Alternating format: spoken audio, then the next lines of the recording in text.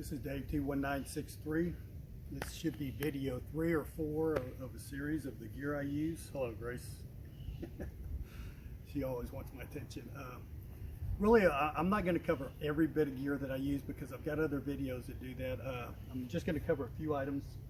One of them is, recently there was a lot of podcasts or videos and discussion about optics, about how European glass is better and stuff like that. Without getting into all my background, 21 years United States Air Force. I still work for the Air Force. I've used the best glass out there, the best military glass out there. I've used Swarovski, I've used Steiner, I've used Leica, I've used Zeiss. Haven't used my optics. I've used Bushnell, Nikon. I've used a ton of glass. I hunted the West for years on my own. Spotting scopes, binoculars, I've used it all. And up until a decade ago, there was a huge difference between the top of the line, which in my opinion are Swarovski. No one puts out better glass than Swarovski. And the next, you know, there was 2 or 3 companies. Leica was pretty good. I'm trying to think of another company that I used a lot that was a European company that also put out good glass, but I don't even know if they're making glass anymore. But anyway, there was a big difference between those elite groups and then some of the other manufacturers. I mean, a big, huge step down in the quality and stuff until recently. Now, I know some people have said some things pro and con about Vortex optics. And I tried them out a couple years ago, and I'm a firm believer now, and I didn't used to be. But I will tell you, in my experience, and this is just my experience, the Vortex Razor and even the Vortex Viper, for the average hunter, using them during normal hunting times, you're not going to see that much of a difference. It's a very small difference. I'm personally, this year, I've swapped over almost 100% to the Vortex Viper.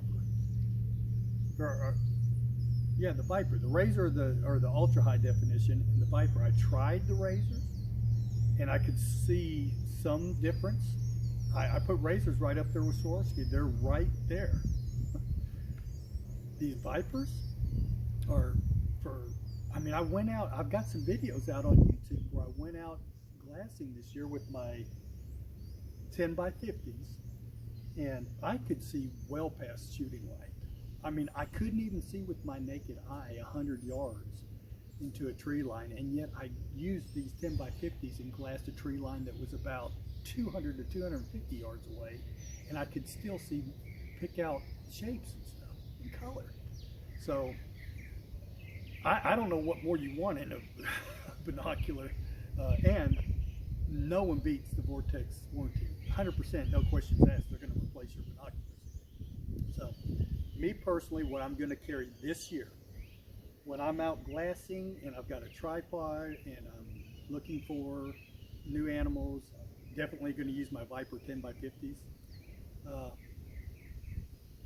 I just don't have a need for a spotting scope where I hunt. About 300, 350 yards is about as far as I can glass down here. So this is what I plan on using while I'm out hunting. The ones that will be hanging around my neck if I'm freelancing is going to be the 8 by 42 Viper.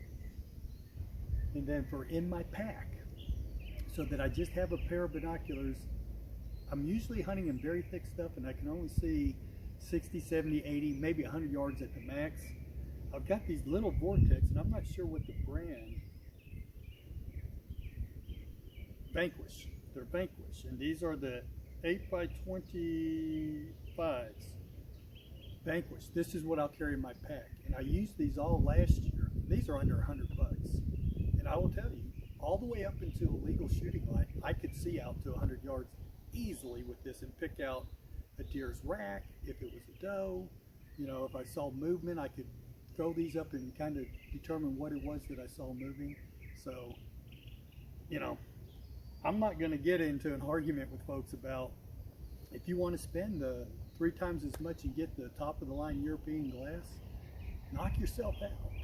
But if you're looking for a well-made American company. It probably uses some European components. I don't know. That part I don't get all bent on the axle about. But if you're looking for a good company that stands behind their product, that has good glass, the best glass, clarity, good color contrast, capability to see in low light, I don't see what you're going to gain over these Vortex. And these are the cheaper Vipers.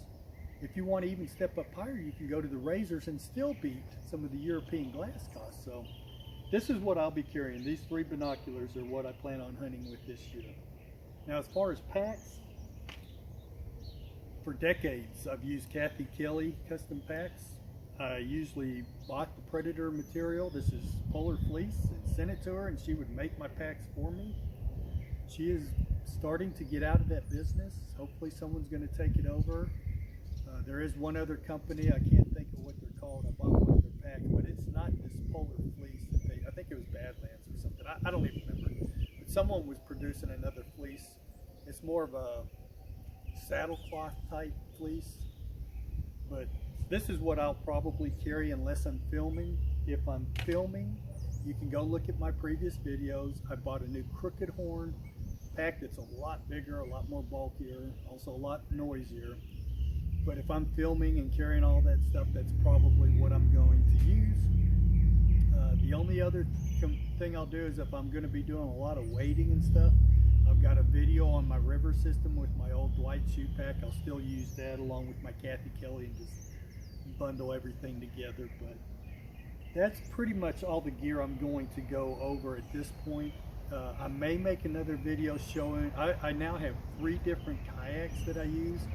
I will say without a doubt the NuCanoe Frontier 12, which I've been using and pushing to the bow hunters for, I don't even know how long, a long time. They're gaining popularity now, and I see quite a few YouTube folks now using the NuCanoe Frontier 12. But in my opinion, that is the best hunting boat made for shallow water and getting into hard to reach places.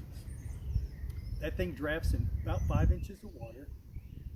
The load capacity on that is 550 pounds, although I've had a lot more in mine than that.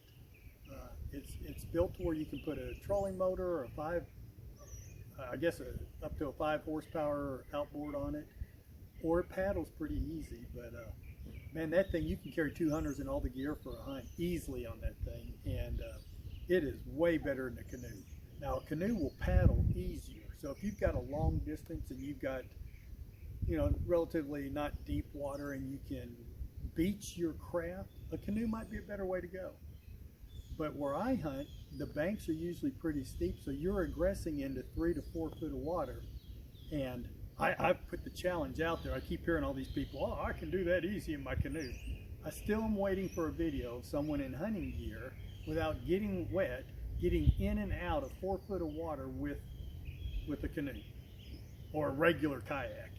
Ain't happening. You're gonna get your gear wet, and you got a good chance of flipping that craft.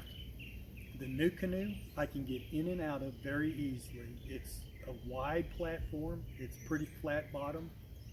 It's just a great kayak for getting in there. I've got 2 others. One's an Emotions kayak. It's a little 10-footer that I use if I want to drag that thing in a half mile to get to a creek. And I actually do that in a lot of places. So that's the one I'll use. And then I've got a Tamarack Angler something or another that I also use in a similar manner. It's a little bit of a faster boat than the Emotions, but the Emotions to me is a little bit wider, and I've packed deer out on that 10-foot kayak going down creeks and across lakes and stuff. So, the Tamarack, I'm not sure it would hold up to that. I don't know. I never shot one while I've been in the Tamarack. Truthfully, the Emotions is probably my go-to kayak for when I'm getting back in there, quite a ways, and I got to transport this thing. I think it weighs about 40 to 50 pounds dry weight. So, when you're carrying that, you're carrying waders, a paddle, your backpack, and all that kind of stuff. It's 2 trips down there, so a lot of people just aren't going to do that. So, anyway, that's kind of a wrap on my gear. If there's anything else you want to see as far as like pruners I use, saws I use, all that kind of stuff, I've covered a lot of it in my previous videos, or shoot me a private message or leave it in the comment. I'll try to get to them. As I've said earlier, my season starts this Thursday, so I'm hunting 4 days in Oklahoma to kind of kick it off, and then I'll be dropping down to Texas. I might be going to Missouri later in the year, and potentially a couple other places that I've been talking to some folks and maybe doing some filming and some hunting, so we'll see. I've scouted a lot this year. I ran anywhere from 55 to 60 cameras out on probably 10 different wildlife management areas. I still got about 45, I think, cameras, maybe 46 cameras out there right now that I haven't checked in September. I tend to leave my stuff alone in September. I don't go doing a lot of scouting. I more or less watch people in September to figure out what they're doing, because the hordes are out setting up tree stands, putting out cameras, trying to get last minute intel, and they will wind up screwing up a lot of the places where the sign currently is. So I stay out of that and don't get into that, but we'll see how it goes. I'm curious. You know, I've probably scouted at least 2 times a week, every week since January, except for I had a little sickness with Rocky Mountain spotted fever that took me out for about 4 to 6 weeks. So I didn't scout as much. I was still out there, but I put in my hours. I put in a ton of hours. I've probably got, I don't have anything huge this year. I've got one non-typical, shouldn't even be talking about this, but he's pretty big. He's going to push 190. And then I've got a couple typicals that are probably north of 170, definitely over 165.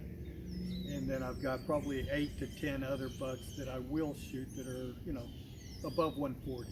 So it's tough down here. A lot of the public land we hunt down in Oklahoma and Texas and down south, the way they divided up land, the road systems are 1 mile squares.